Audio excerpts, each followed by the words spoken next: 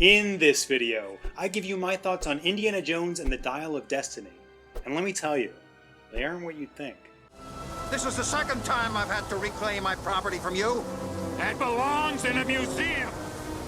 So do you. Going into Indiana Jones and the Dial of Destiny, I had no hope for it to be good.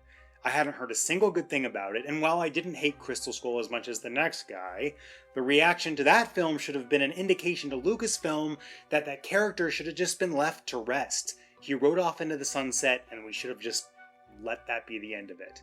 Just to be clear, when I say I didn't hate it as much as the next guy, I still hated it, just not as much as, let's say, South Park. Come on, squeal. Whee! Whee! Whee!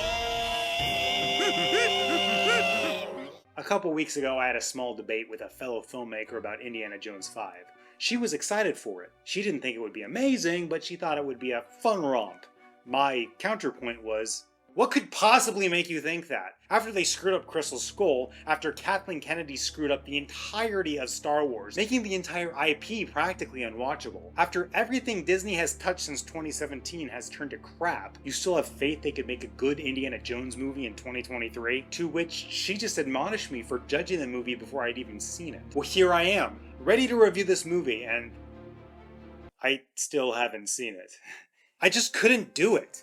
I stood there with my 20 in my hand, ready to doom myself to 2.5 hours of torture, and I looked down at Andrew Jackson, and there he was, staring back at me. Gabe, you do not want to see this movie. I have no idea what Andrew Jackson sounded like. I know, Andy, but I want to do a review for my fans. Do you know how much it took you to earn me? You just want to throw me to the wolves? I'm sure the nice movie theater folk will take care of you. Oh, sure, just like they took care of me when you went to see The Last Jedi. Hey, we didn't know then that Disney was already dead. Maybe not, but you do now. Don't do this. Okay, fine. I'll spend you on ammo then. And then we can drive the Indians off their ancestral homelands. No thanks. Or something like that. I knew if I spent my hard-earned money on that thing, I would regret it. Look, maybe if I was monetized, I could earn it back, but we're not there yet. So it would have just been flushing it down the drain. But how could I have possibly known I wasn't going to like it? Fool me once, shame on you. Fool me twice, thrice, quadice?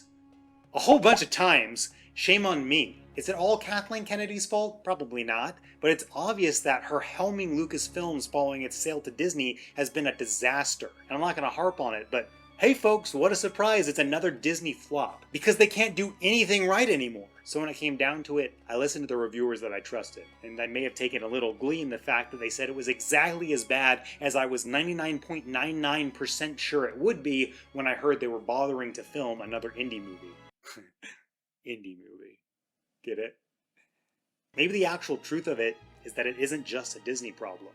It's a Hollywood problem. So many people have victimized their way to the top that the vast majority of creatives in the industry don't actually belong there. When I was still in LA trying to break in as a writer, there were a whole bunch of diversity fellowships that made it very clear whitey straight guy need not apply. As a result, they blocked off a big chunk of potentially great filmmakers based on the color of their skin, not the content of their character-driven storytelling.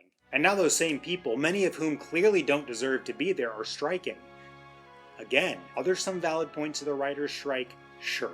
I think AI-generated writing needs to be nipped in the bud, and writers deserve to make proportional money off of streaming content. But the main thing that I see is that Writers Guild members are just a bunch of whiners. They whine about money, they whine about representation, they whine about DEI nonsense, and honestly, I don't think we'd notice a change in quality if 99.9% of them stayed on strike. The number of actually well-written films and TV shows feels like they're on the decline, and at the same time, these writers are demanding more pay. Well, to that, I have just one thing to say. Producers, I'm available and I promise to never strike. Anyway, I think that's enough of the tangent. The point is, don't bother seeing the abomination they pretend is an Indiana Jones movie. Don't give them the money, and maybe people costing the studios hundreds of millions will get kicked out. Make them respect us, the fans. Because without us, they're just a bunch of glorified avant-garde performance artists. Thanks for subscribing. If you like this video, check out this one next. If you didn't like this video, check out this one?